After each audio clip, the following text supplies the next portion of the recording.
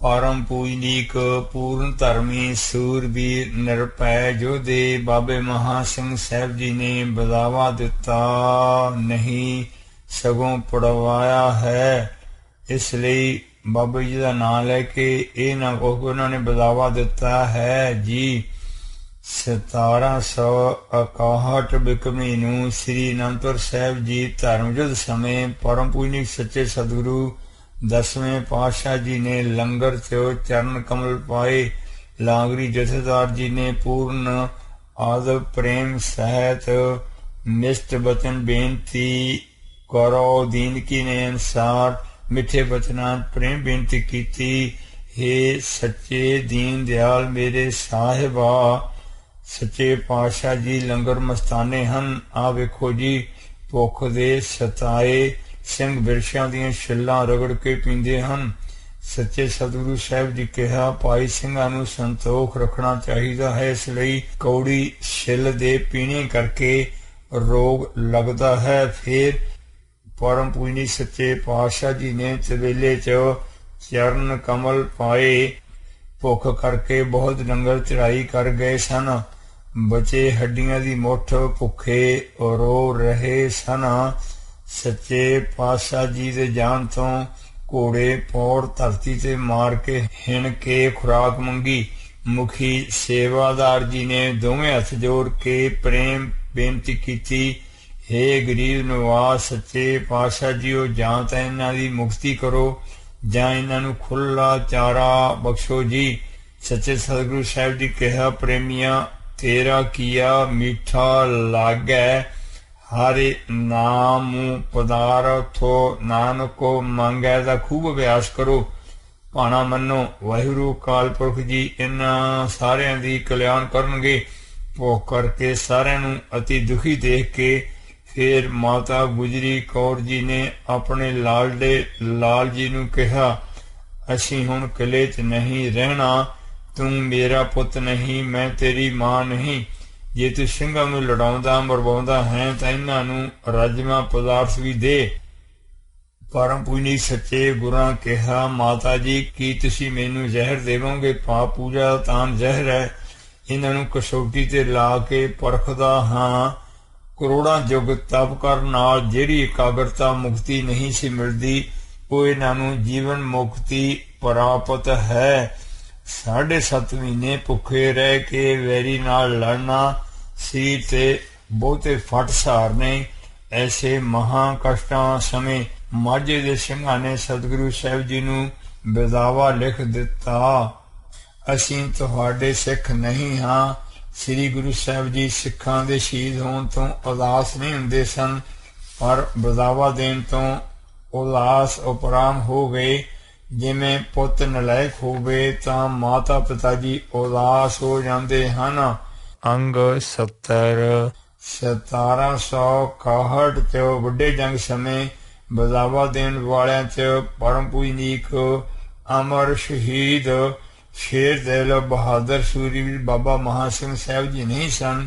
सच्चे सतगुरु साहिब जी दी जिंद जान पूर्ण प्रेमी लाडले गुरमुख पंज प्यारे पंज मुक्ते 4 साहिबजादे बाबा आलम सिंह जी भाई उदय सिंह जी भाई बचित्र सिंह जी भाई संत सिंह साहिब जी भाई संग सिंह साहिब जी बाबा मदन सिंह साहिब जी भाई कोठा सिंह साहिब जी भाई मलियागर सिंह साहिब जी भाई अजब सिंह अजैब सिंह आद सिंह बेअंत दुख भुख मार कष्ट शरीरक फट सार के भी सच्चे पातशाह जी दे सन्मुख रहे। इन्नी करड़ी कष्टां दुखां भरी कहानी सी।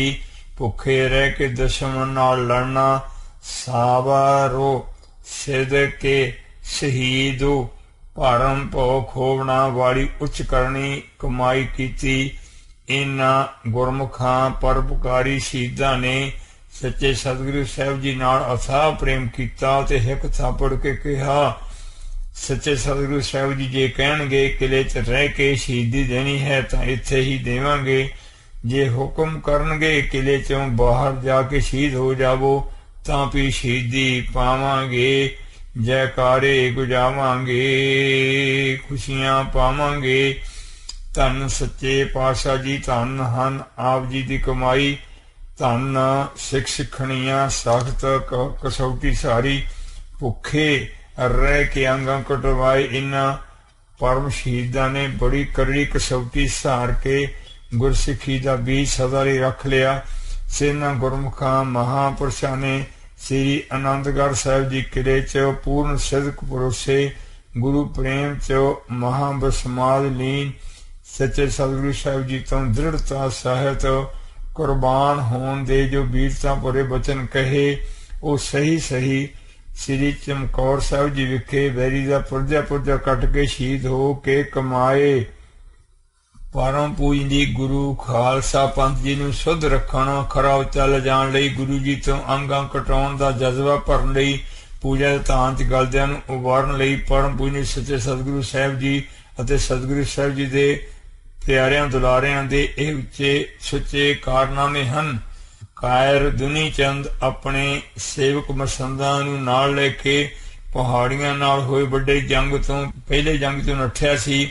ਪਹਿਲੇ ਜੰਗ 'ਚ ਵੀ ਭਾਈ ਬਚਿੱਤਰ ਸਿੰਘ ਸਾਹਿਬ ਜੀ ਨੇ ਮਸਤ ਹਾਥੀ ਦੀਆਂ ਤਵੀਆਂ ਵਿੰਨ੍ਹੀਆਂ ਸਨ।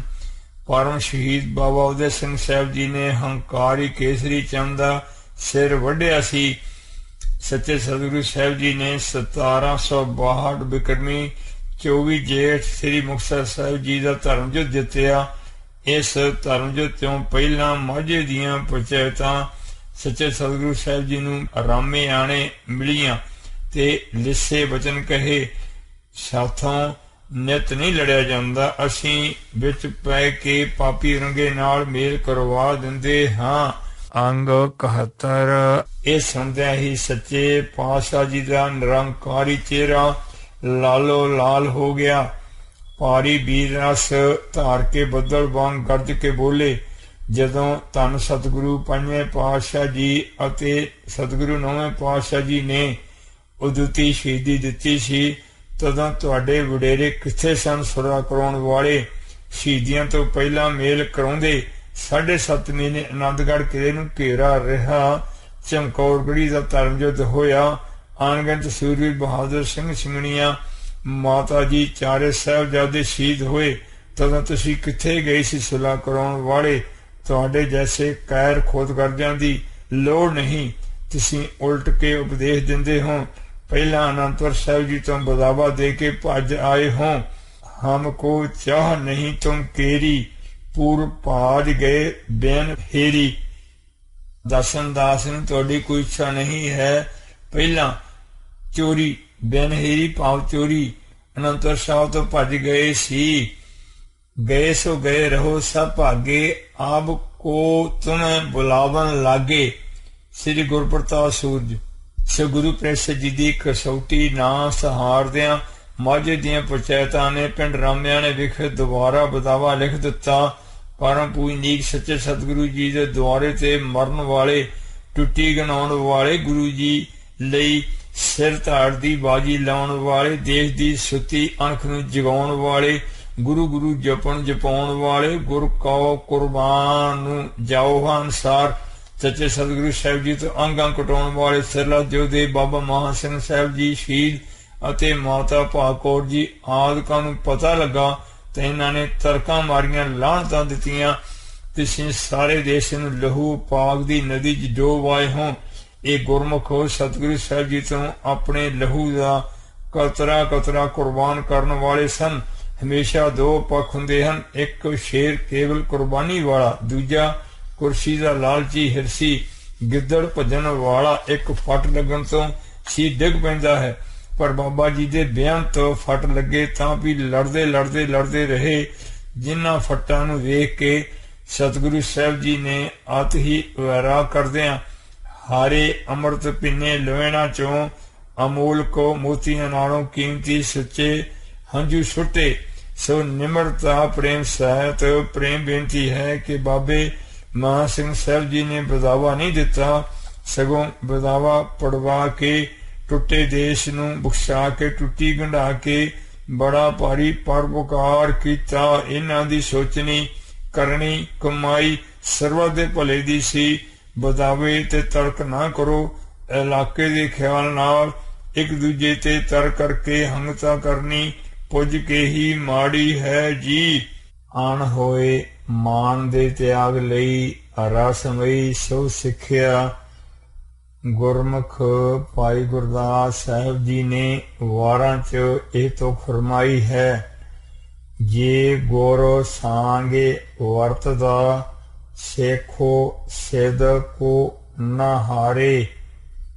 ਸੱਚੇ ਸਤਿਗੁਰੂ ਛੇਵੇਂ ਪਾਤਸ਼ਾਹ ਜੀ ਦੀ ਪਰਮ ਪਿੱਤਰ ਆਗਿਆ ਪਾ ਕੇ ਆਪ ਜੀ ਘੋੜੇ ਖਰੀਦਣ ਕਾਬਲ ਪਹੁੰਚੇ।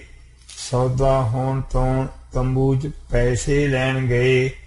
ਪਰਖ ਕਰਨ ਲਈ ਸੱਚੇ ਸਤਿਗੁਰੂ ਸਾਹਿਬ ਜੀ ਨੇ ਰੁਪਈਆਂ ਦੀ ਥਾਂ ਠੀਕਰੀਆਂ ਦਿਖਾ ਦਿੱਤੀਆਂ।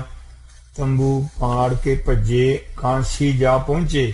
ਅੰਗ 72। ਸੱਚੇ ਪਾਤਸ਼ਾਹ ਜੀ ਨੇ ਕਾਂਸੀ ਤੋਂ ਭਾਈ ਸਾਹਿਬ ਜੀ ਮੰਗਵਾਏ ਤਾਂ ਭਾਈ ਸਾਹਿਬ ਜੀ ਨੇ ਆਪਣੀ ਗਲਤੀ ਮੰਨੀ।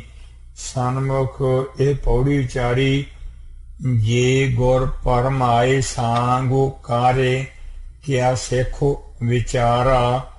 ਬ੍ਰਹਮ ਗਿਆਨੀ ਸਗਲ ਕੀ ਰੀਨਾ। ਭਾਈ ਸਾਹਿਬ ਜੀ ਸਤਿਗੁਰੂ ਗ੍ਰੰਥ ਸਾਹਿਬ ਜੀ ਦੇ ਲਿਖਾਰੀ ਸਾਰੀ ਜ਼ਿੰਦਗੀ ਨਿਸ਼ਕਾਮ ਗੁਰੂ ਸੇਵਾ ਪ੍ਰੇਮਾ ਭਗਤੀ ਕਰਕੇ ਸਫਲੀ ਕੀਤੀ। ਜਿਨ੍ਹਾਂ ਦੀ ਅੰਮ੍ਰਿਤ ਬਾਣੀ ਨੂੰ ਸਤਿਗੁਰੂ ਪੰਜਵੇਂ ਪਾਤਸ਼ਾਹ ਜੀ ਨੇ ਸੋ ਬਰ ਬਖਸ਼ਿਆ। ਗੁਰਬਾਣੀ ਦੇ ਅਰਥ ਸਮਝਣ ਲਈ ਆਪ ਜੀ ਦੀ ਬਾਣੀ ਕੁੰਜੀ ਹੈ, ਜਿਸ 'ਚ ਗੁਰੂ ਸਾਹਿਬਾਨ ਜੀ ਤੇ ਅਗਮ ਅਪਾਰ ਅਥਾਹ ਸਰਦਾ ਪੂਰਨ ਸੇਵਕ ਭਰੋਸਾ ਪ੍ਰੇਮ ਹੀ ਪ੍ਰੇਮ ਹੈ। ਆਪ ਜੀ ਦੀ ਅਵਸਥਾ ਗੁਰੂ ਸੇਖੋ ਸੇਖੋ ਗੁਰੂ ਹੈ, ਏਕੋ ਗੁਰ ਉਪਦੇਸੋ ਚਲਾਏ ਵਾਲੀ ਹੈ। ਸਤਿਗੁਰੂ ਸਾਹਿਬ ਜੀ ਦੇ ਨਾਲ ਇੱਕ ਜੋਤ ਹਨ। ਗੁਰੂ ਪ੍ਰਸਾਦ ਜੀ ਨੇ ਆਪਣੇ ਪ੍ਰੇਮੀਆਂ ਲਈ ਸੋ ਸਿੱਖਿਆ ਦਾ ਇੱਕ ਇਤਿਹਾਸ ਬਣਾਉਣ ਲਈ ਆਪ ਜੀ ਹੀ ਪ੍ਰੇਰਕ ਪ੍ਰਕਾਸ਼ਕ ਹੋ ਕੇ ਕੌਤਕ ਵਰਤਾਇਆ ਹੈ। ਭਾਈ ਸਾਹਿਬ ਜੀ ਨੇ ਕੀ ਭੁੱਲਣਾ ਸੀ, ਜੇ ਗੁਰ ਸਾਂਗੇ ਵਰਤਦਾ ਸੇਖੋ ਸਿਦਕੋ ਨਾ ਹਾਰੇ। ਸਭ ਬਚਨ ਵੀ ਸਹੀ ਹਨ, ਸਿੱਖ ਨੂੰ ਅੰਦਰੋਂ ਜਾ ਕੇ ਮਾਨੇ ਗੁਰ ਕੀ ਪਾਰਤੀ ਤੇ ਅਨੁਸਾਰ ਪੂਰਨ ਸਿਦਕ ਦ੍ਰਿੜਤਾ ਭਰੋਸਾ ਰੱਖਣਾ ਚਾਹੀਦਾ ਹੈ। ਗੁਰੂ ਜੀ ਦੇ ਇਮਤਿਹਾਨ ਲੈਣ ਤੋਂ ਪਾਸ ਹੋ ਕੇ ਵੀ ਮਾਣ ਨਾ ਕਰੇ। ਦ੍ਰਿੜਤਾ ਭਰੋਸੇ ਪਰਪੱਕਤਾ ਪ੍ਰਾਪਤੀ ਲਈ ਜੇ ਗੁਰ ਸਾਂਗੇ ਵਰਤਦਾ ਸੇਖੋ ਸਿਦਕੋ ਨਾ ਹਾਰੇ ਅਭਿਆਸ ਕਰੇ। ਇਮਤਿਹਾਨ 'ਚ ਪਾਸ ਹੋਣ ਤੋਂ ਬਾਅਦ ਮਾਨ ਦੀ ਨਿਵਰਤੀ ਲਈ ਜੇ ਗੁਰ ਪਰਮਾਏ ਸਾਂਗੋ ਕਾਰੇ, ਕਿਆ ਸੇਖੋ ਵਿਚਾਰਾ ਅਭਿਆਸ ਕਰੇ। ਜਿਸੇ ਦਿਖਾਲਾ ਵਾਟੜੀ ਤਿਸਹਿ ਭੁਲਾਵੇ ਕੌਣ, ਜਿਸਹਿ ਭੁਲਾਈ ਪੰਧ ਸੇਰ ਤਿਸਹਿ ਦਿਖਾਵੇ ਕੌਣ। ਪੰਧ ਮੰਜ਼ਲ ਅਨੁਸਾਰ ਸਭ ਕਲਾ ਸਤਿਗੁਰੂ ਸਾਹਿਬਾਨ ਜੀ ਦੇ ਹੱਥ ਵਸ ਸਮਝੇ। ਸੋ ਉਪਰੋਕਤ ਪ੍ਰਸੰਗ ਸੁਣਾ ਕੇ ਜੇ ਗੁਰ ਸਾਂਗੇ ਵਰਤਦਾ ਸੇਖੋ ਸਿਦਕੋ ਨਾ ਹਾਰੇ, ਤੁਕ ਨੂੰ ਝੁਠਲਾਉਣਾ ਨਹੀਂ। ਪੜ੍ਹ ਕੇ ਗੁਰੂ ਸਾਹਿਬ ਜੀ ਤੇ ਪਰਪੱਕ ਨਿਸ਼ਚਾ ਦ੍ਰਿੜਤਾ ਭਰੋਸਾ ਕਰਨਾ ਹੈ। ਸਾਧੂ ਮਨ ਕਾ ਮਾਨ ਨੂੰ ਤਿਆਗੋ ਅਨੁਸਾਰ ਮਾਨ ਤਿਆਗਣਾ। ਸਤਿਗੁਰੂ ਸਾਹਿਬ ਜੀ ਸਿੱਖ ਦੇ ਹਿਰਦੇ ਰੋਮ ਰੋਮ 'ਚ ਹਰ ਸਮੇਂ ਗੁਰਬਾਣੀ ਜੀ ਭੇਜ ਕੇ ਆਪ ਹੀ ਰੋਮ ਰੋਮ 'ਚ ਵਸ ਕੇ ਇਮਤਿਹਾਨ 'ਚ ਪਾਸ ਕਰਾਉਂਦੇ ਹਨ ਜੀ। ਕੀ ਪਰਮ ਪੂਜਨੀਕ ਸੱਚੇ ਸਤਿਗੁਰੂ ਪਹਿਲੇ ਪਾਤਸ਼ਾਹ ਜੀ ਧਰਮੀ ਰਾਜੇ ਜਨਕ ਦੇ ਅਵਤਾਰ ਹਨ। ਤੂੰ ਤਾਂ ਜਨਕ ਰਾਜਾ ਅਵਤਾਰੋ, ਸ਼ਬਦ ਸੰਸਾਰ ਸਾਰ ਰਹੇ ਜਗਤਰ ਜਲ ਪਦਮ ਵਿਚਾਰ। ਪੜ ਕੇ ਪਹਿਲੇ ਪਾਤਸ਼ਾਹ ਜੀ ਨੂੰ ਜਨਕ ਰਾਜੇ ਦਾ ਅਵਤਾਰ ਨਾ ਕਹੋ ਜੀ। ਇਹ ਤੁਕ ਸਤਿਗੁਰੂ ਦੂਜੇ ਪਾਤਸ਼ਾਹ ਜੀ ਦੀ ਮਹਿਮਾ ਬਾਰੇ ਹੈ।